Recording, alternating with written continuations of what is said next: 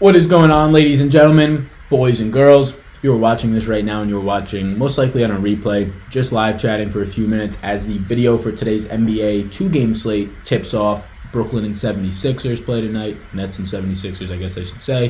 And then we get the Golden State Warriors versus the Clippers. Nothing outstanding. Two-game slate as always. There's different ways to be different.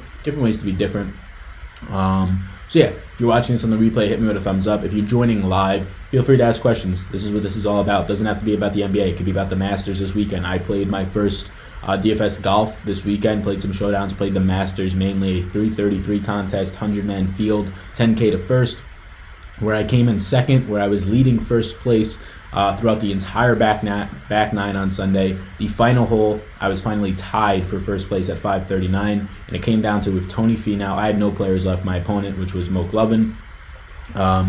If Tony Finau bogeyed, I win. If he birdied or parred, Moke Lovin won. And he had a 10-foot putt, which on Augusta we all know is by far, really anywhere but Augusta, by no means a given, if not 50% or even worse for making a par there.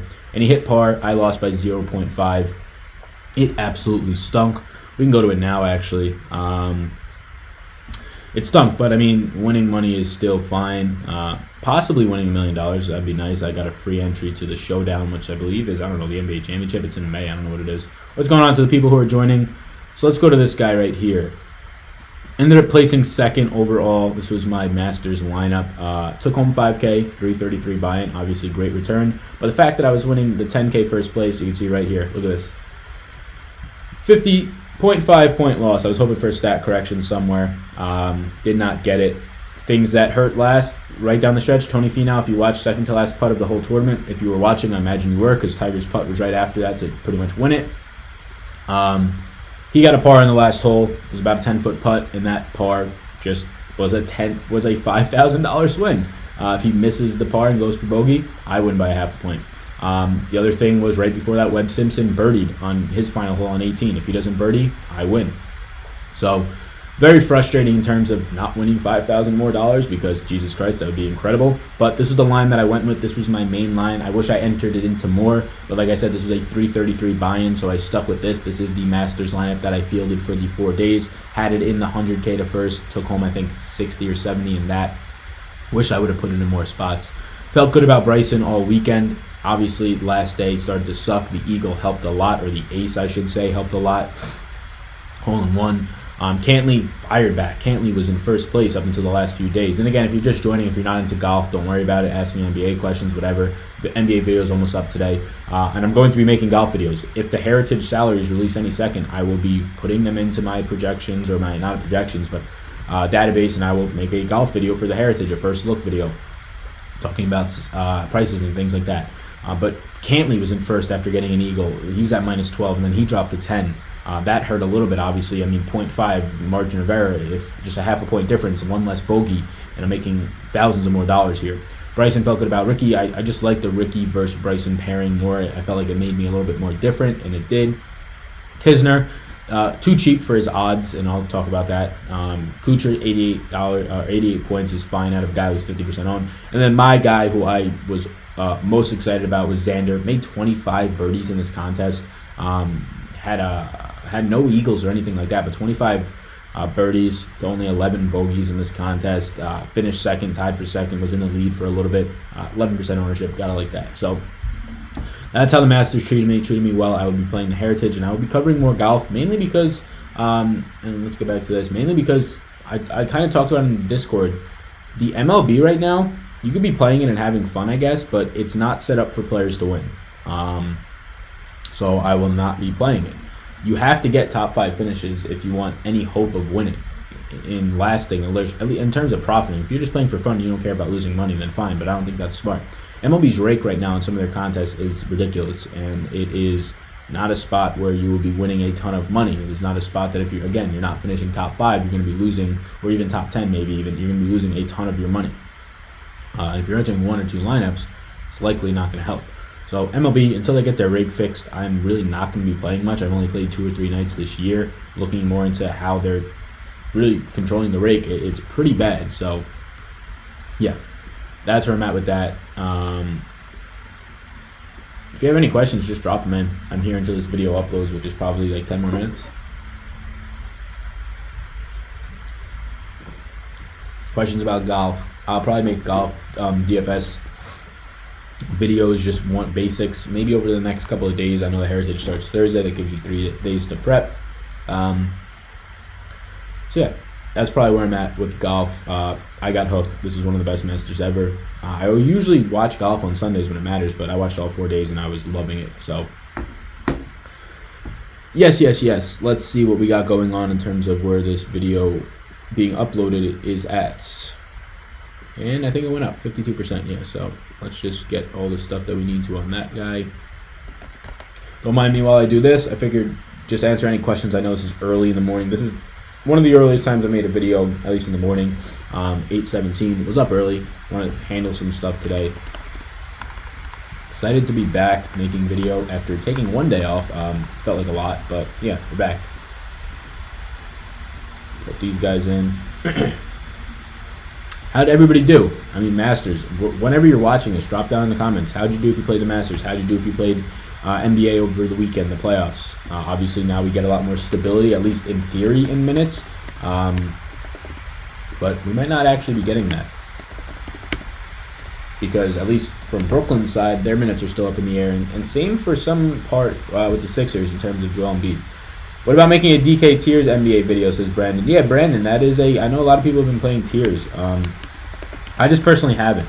And I think there's a couple reasons why. It is pretty much projections based, right? You just want the guys who are going to get the most points in each tier. And you could survive without getting all the guys with the most. But if you get all the guys with the most, you're probably going to win things.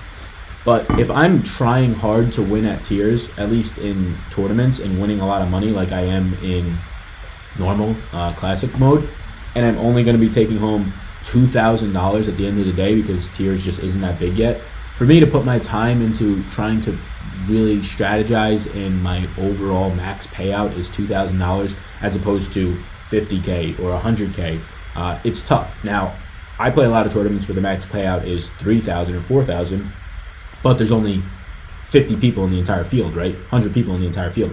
If there's thousands of people in the field and we're all fighting for $2,000, I just think it's negative EV to be putting my time and effort, at least for me, into that. Gary Kerr says, Sergio Garcia screwed me. Yeah, he probably helped me. Didn't have him. Got all 6 of 6 golfers through the cut. Did not have any Rose. So pretty much the guys that screwed people this week were Sergio, were Rose, in terms of their ownership. Sergio, Rose, I'd imagine Snedeker, and definitely Casey. So having any of those, you were probably screwed. If you just had some other dart throws at some guys who didn't make the cut, then it probably screwed you also. Look, you needed 6 of 6 to really take home anything, right? There's just so many people playing in these bigger contests that it was going to be tough to do anything if you didn't get 6 of 6 through.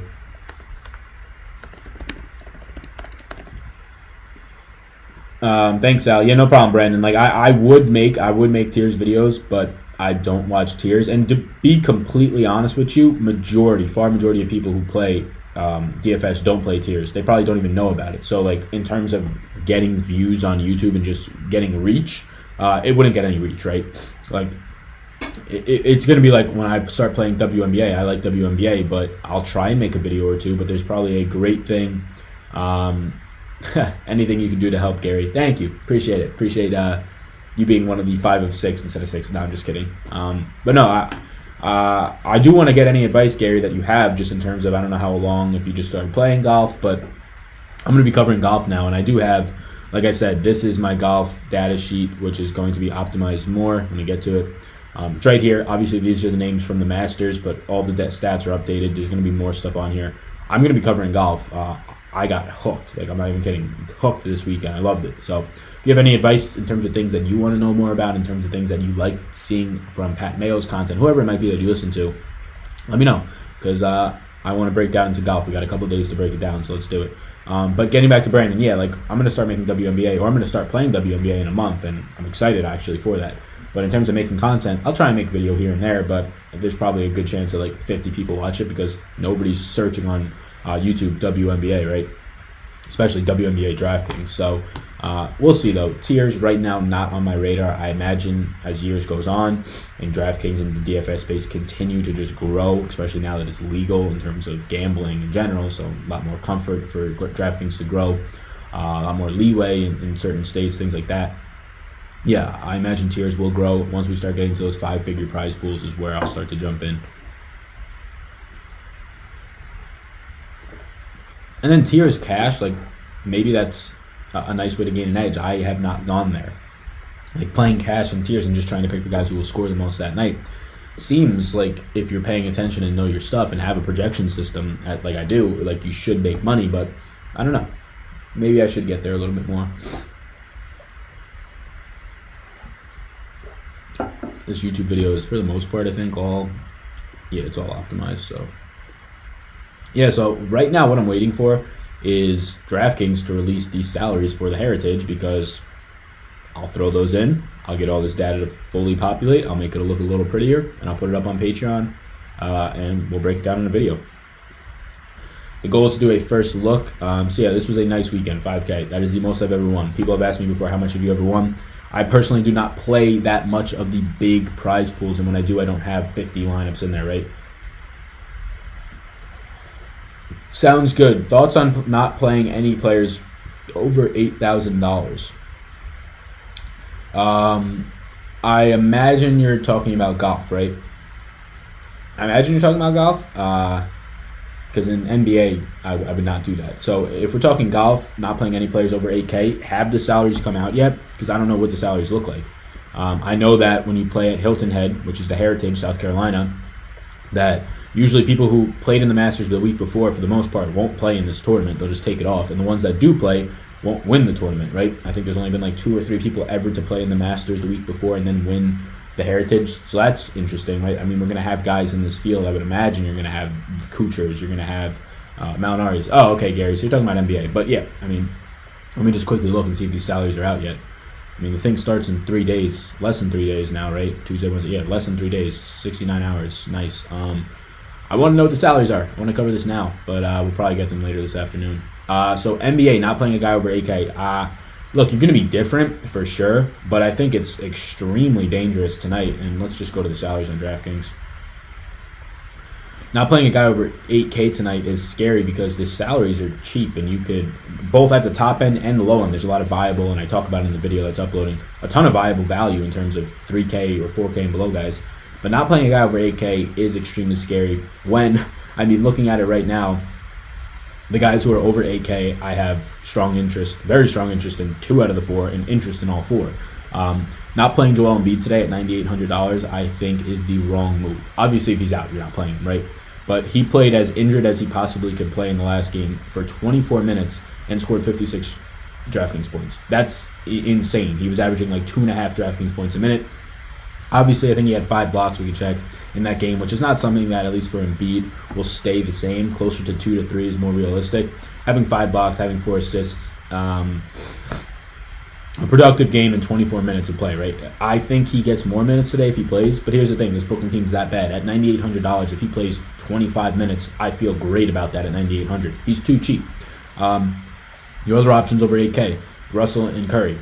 I think it's tough to get away from Curry. I think if you don't have Curry, it's tough for me not to recommend Russell or Durant. Going under 8K means you're going to be loaded up on value, right? Or at least mid-range. You can build a lineup, and I mean, we could just throw something together really fast. I'll just literally throw in all these mid-range guys. You can build a very solid mid-range lineup. But when you're building that solid mid-range lineup, and let's just throw Boban for heck of it. I literally just clicked a bunch of random players. This is not me giving away a lineup. I literally just clicked a bunch of random players. If you want to take this and run with it, go for it. But when you build a lineup like that, it doesn't look terrible, right? But then when you look at the board and see that you're leaving this on the table, probably, I would imagine, 4 of the 5 highest ceilings, 4 of the 6 highest ceiling players on the entire slate. Definitely the 2 highest ceiling players in Steph and Embiid, in my opinion, on this slate. Lou Williams is right there, of course. Durant, you're leaving. I think not having anybody over 8K is not the move. You will be different, but I do not recommend it. All right, let's see what this video is at. 67% uploaded, 3 minutes left, and then that one will be live. Cool. Yeah, About me, I mean, I know there's a 100K contest tonight. Let's look at some of the other contests, just see if there's something with a small field. Sal, big fan, love your style, says Julia Parker. Thank you. I appreciate that. Thank you so much. Let's just look at some of the other contests for the NBA tonight. I want to see like if there's actually some good contests. Like I'll play if I think that what I'm putting my money into is viable. Let's actually, you know what? Let's see some of these NBA contests. Like what's the biggest NBA contest? 9 game slate today, or MLB I should say. So there's a 555 to put on the Roto Grinders extension. If you guys don't have this, it's totally free. You just reload the page, you download the Roto Grinders extension, and you get to see what overlay looks like, what the percentage taken is. Makes sense. I made a lineup similar to that and glad you advised against it. Yeah, so Gary, I don't want to like totally sway you. Like, no, don't go all value. Because, I mean, there's ways that goes wrong, right? Embiid might not even play. If he doesn't play, then, yeah, above 8K becomes a lot more thin because, I mean, there's 1 out of the 3 guys who are above 8K are gone now.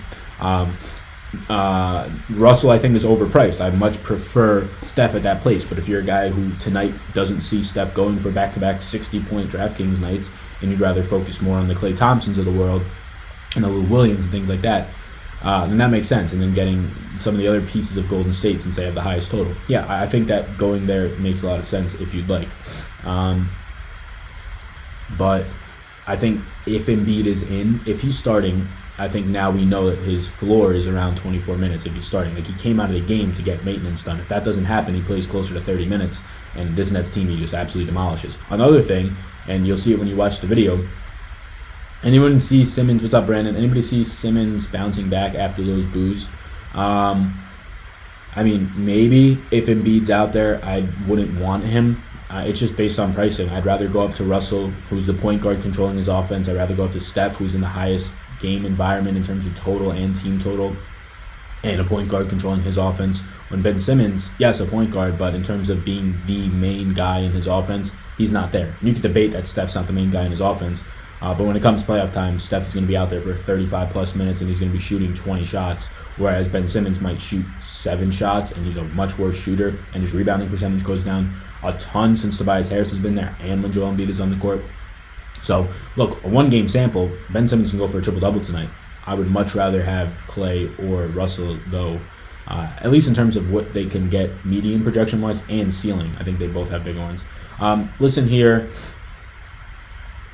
in Detroit, love to do what I'd like to start a show. Can you help me bring DFS community to Detroit?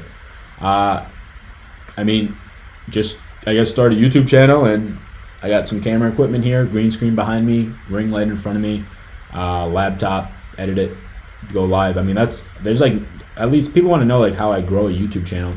One, I want to grow it way more, but 2, it's just every single day I make a video, if not 2 videos. Like, I do a stream and I do a video, maybe a stream later in the day. It's just hard work, like every single day. Like, there's no hack to getting to how many subscribers you have. It's just being honest. It's providing good content. I spend like 2 hours every morning getting my research and spreadsheets together. I spend multiple hours the night before doing some stuff, looking up how the games went.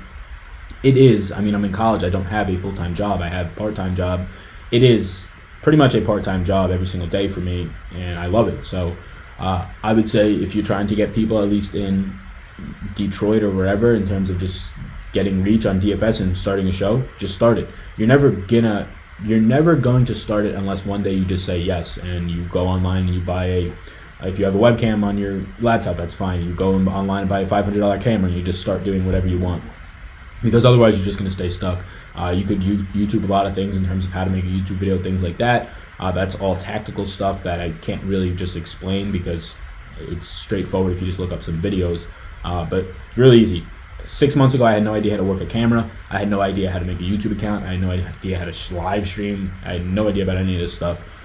It's just a process of just doing it repeatedly. So I hope that you are able to do it, Julia. How to do it exactly, I would say just start YouTubing, how to make YouTube videos, yada, yada, yada. I think the content is the most important piece. How it looks is obviously a huge thing too. If you look fuzzy, if your sound's terrible, people aren't going to watch it. But in terms of the content, I like to provide data. I like to provide sheets. How I do that, that's just a lot of hard work and figuring it out on my own. To be completely honest, in terms of math and Excel and all this stuff and building spreadsheets. But I think that your content will get noticed if it's good, and if it is just giving out picks, it might get noticed for a short while, but then people are going to get kind of tired of that. I'm here from the Bay. He is definitely the man here. Oh, yeah, from the Bay? Oh, Gary, where do you live in San Francisco? I lived in San Ramon over the summer. I had a 3-month internship with GE Digital in San Ramon, but I was in the Bay, I don't know, like 5 weekends. I loved it there. What is it, the Ferry Building? Love that. Love that farmer's market at that Ferry Building. That was amazing. So, yeah, I think this video should be up. Let's just post it. Yep. God damn it, it's a 2-game slate and I still can't talk for less than 20 minutes. It's crazy. What I liked over the weekend was that I got the video out a day before because there was no basketball the one day, and I was able to get it in front of like 2,000 people's eyes, which, I mean, just more people seeing it's always great, right? That is up. Concord. Cool. Yeah, I have no idea where that is. I literally know the Bay Area, San Jose, the big spots, right? Bay Area, San Jose, and like San Ramon. I don't even remember the surrounding cities next to San Ramon anymore. But that's cool. Bay Area is nice. Super expensive. Like, if I could pick a place to live, it would be California. Like, without money, obviously, like, involved. Like, not having to worry about taxes or just how much it costs to live there, cost of living. But the Bay Area was beautiful. Every single day, it was like 75 degrees, 70 degrees. What's up, Sal? I paid for Westbrook, Harden, and Giannis yesterday. Missed the money because of 2 of the 3 were blowouts. Would you advise pay up with value again today? Wow, so you fit all 3 yesterday. Yeah, yesterday sucked because, I mean, I had Drummond. I didn't play a ton. I probably played like a few $100s in NBA. Not a ton, but I pretty much lost it all. But Giannis, third quarter. Midway through the third quarter, the dude's got over 50 points, right? Doesn't touch the floor again. Andre Drummond thrown out midway through the third quarter with 32 points. Like, if that game's anywhere near close, Giannis probably goes for 70, Drummond probably goes for 50 plus. But it blew out. So Giannis became dust. Westbrook had a good game. Foul trouble hurt him a little bit. He probably sees over 50 or over 60 points. Still got a triple-double. And then James Harden, I didn't even watch the end of the game. I don't know what James Harden finished with. But yeah, I think going with values and paying up is the way to go. You have a 2-game slate. Leave some money on the table. The video is out. You can watch that on today. You're the best, Sal. Keep being you, Sal. Love your style and all the best. Yeah, no problem. Best of luck with what you do. And yeah, just start doing it. Taking the action is the first step. So let's see what we got here.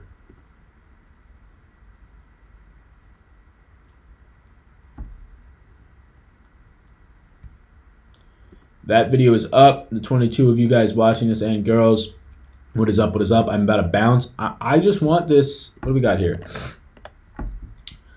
I just want these salaries to drop for this heritage, for this golf stuff, right? Lots of tournaments being opened up. Some good tournaments being opened up. I mean, if we just look at it quickly, there's a $5 100K. There's a $444 100K. There's a $44 100K. I'm probably going to join the $444. Only 1,000 entries. Yeah. Can we get some salaries, Draftkings? No, still no. God damn it. I'm ready to make a video. I guess I'll just stay here and do some school work. All right. Any more questions? I'll give it like 1 more minute. Drop any questions you want. Golf, NBA, MLB, NFL. Is Embiid really necessary today, says Gilbert? In hindsight, and keep in mind, this is hindsight. I don't know what the results are. If Embiid is starting, I'm going to have him. It's as simple as that. I don't think there's another player on this entire slate. And look, it's a 2-game slate. You want pure points here. I don't think you're trying to fit in, oh, I got the best point per dollar 4K guy. Like, that's great. You're probably going to need that too. But you want pure points here. And Embiid has by far the best opportunity to go for 50. If Embiid goes for 50, that's a bad game for him. Anybody else in the slate goes for 50, that's a great game for them. You want just pure scoring here. Embiid, 24 minutes. If he plays 24 minutes again, I'm not shocked, and I feel comfortable. And I feel comfortable with him getting me 50. He's $9,800. He's not 10-7. He's not 1,100. That's a different story. If Embiid's 1,100 playing 24 minutes, I probably still like him, but just because it's a 2-game slate, he's $9,800. We saw in his floor game where he'll play 24 minutes how great he was playing injured. Couple days rest, some work being done. Look, he's questionable. If he's out, then fire up your Bobans. If he's in, I expect closer to 26, 28 minutes.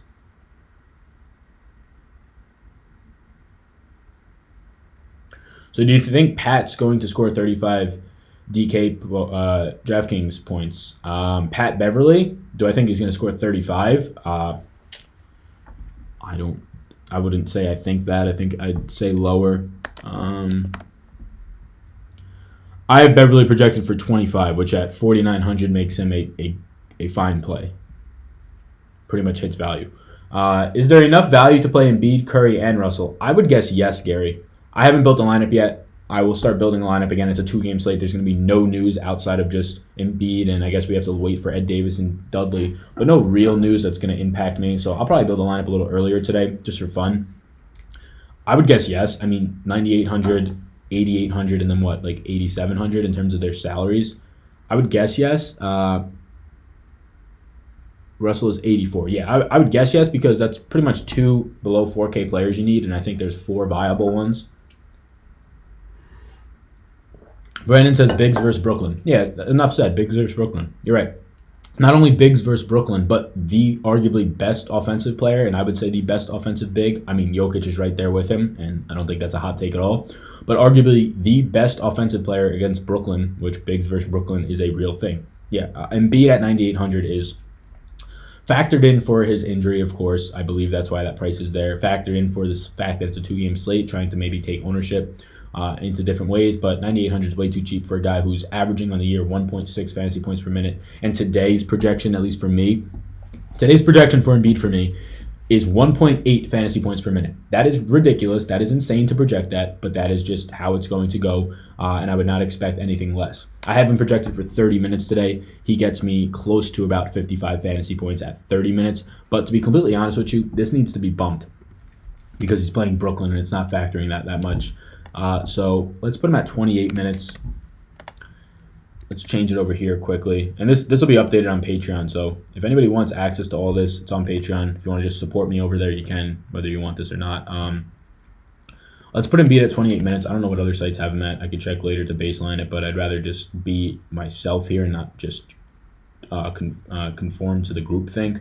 So if I have him projected for 1.8, because I didn't update that, I get him at 57 points. So I get him at 57 fantasy points if he plays 28 minutes at 1.8 fantasy points per minute. Now, there's no reason he can't go for 2 fantasy points per minute. It's not something I'd project median-wise, but there's no reason it can't happen. If that's the case, he goes for 64 fantasy points at 28 minutes. If you feel really bad and think he's not going to play much, at 25, he goes for 57. Put him back to 1.8 where I have him projected for today. If he plays 25 minutes and goes for 1.8, he goes for around 51.5 fantasy points. That's pretty good. If I keep him projected at 28, and keep in mind, he came out of the game to go get maintenance done before the half. If he stays in those extra few minutes, he's going to get around 28, 27 minutes. Have him projected for 57 fantasy points. You need that on a 2-game slate. You need 50 on a 2-game slate.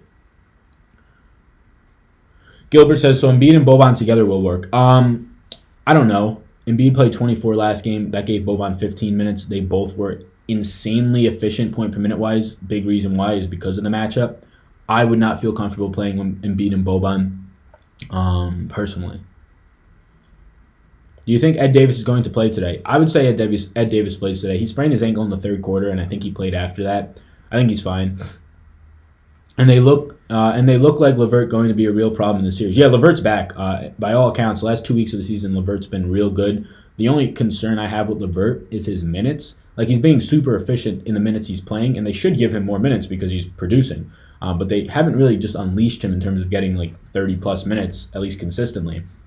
So and he's not going to continue to shoot as efficient as he is. So once the efficiency drops a little bit, if the minutes aren't up, then the fantasy points go down. So that's something that concerns me. 5,600 is a fine price for LeVert. The biggest thing with Ed Davis is if he's playing, I love him. If you're playing Jared Allen today, you could just throw your money in the fire or just Venmo me your money instead, because Jared Allen, the last 2 matchups against Philadelphia and Joel Embiid / Boban, has played 10 minutes on average.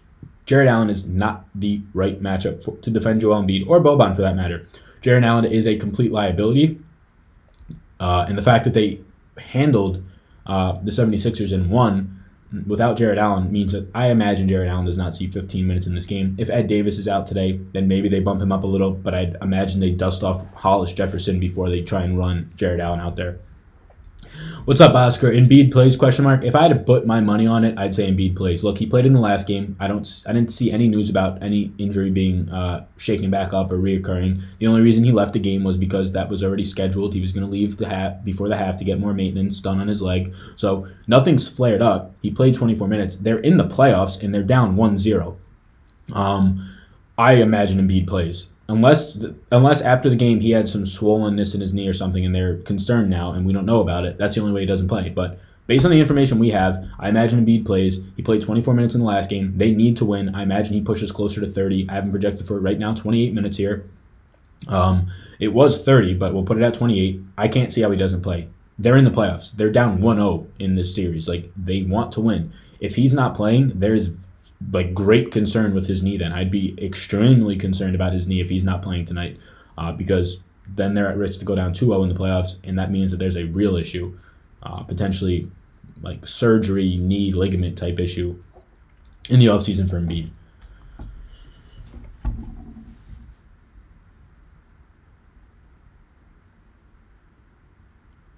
All right, so that's it for the questions. Thank you so much for tuning in. Appreciate you guys and girls. I'm going to bounce. I'm going to see and wait for these prices to drop for the Heritage Golf for this weekend. So thank you so much. Best of luck today if you're playing the 2-game slate for the NBA. If you're playing 9-game slate for MLB, best of luck, whatever you're playing tonight. Peace out. Appreciate it. And Lou and Harrell seem to be the heartbeat of the Clippers. I would agree with that. Lou saw over 30 minutes, Harrell saw 30, but Gallinari's still there, so don't count out Gallo. He played 30 minutes, played fine, but I think Lou's minutes will be bumped up during the playoffs a little bit. He's just more. They need to score points against Golden State. Who's the best at scoring points on that team? It's Lou Williams. You can't put him out there for 26 minutes. He should be seeing over 30. So I think playing Lou Williams at 6,800 makes a ton of sense because they're in a position where they need to score points. Pat Bev is not going to score that many points. No problem, Gary. Peace out, everybody.